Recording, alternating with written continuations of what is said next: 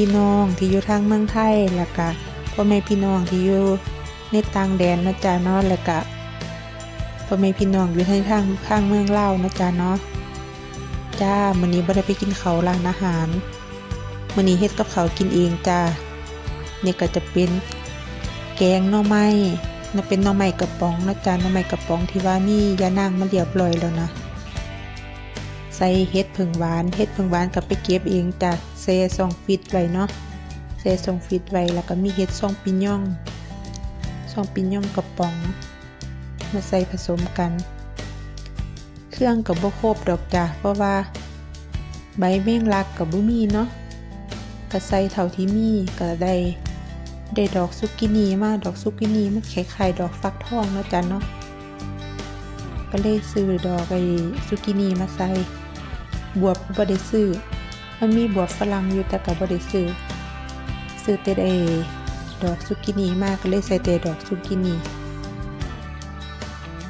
ก็ใส่ตามมีตามเกิดเนาะจ้ะเนาะนี่แหละอยู่ต่างแดนมันหายากเนาะผักก็ได้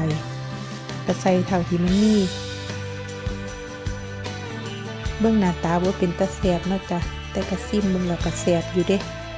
แซ่บอยู่กินได้อยู่จ้ะกินกับข้าวเหนียวร้อนๆจ้ามื้อนี้ก็เฮ็ดเมนูกินไผกินมันเนาะสามีเพิ่นก็จะเฮ็ดเมนูของเพิ่นนี่ก็เฮ็ดเมนูของนี่เฮ็ดกินไผกินมันเนาะจ้ะเนาะ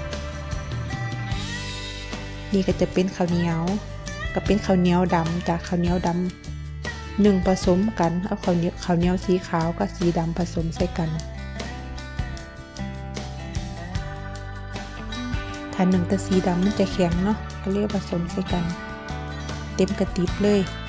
นี่ก็จะเป็นอาหารของสามีจ้ะจะเป็นโชเกิร์ตจะเป็นอาหารพื้นเมืองของอาซาเซิร์นะจ๊ะเนาะ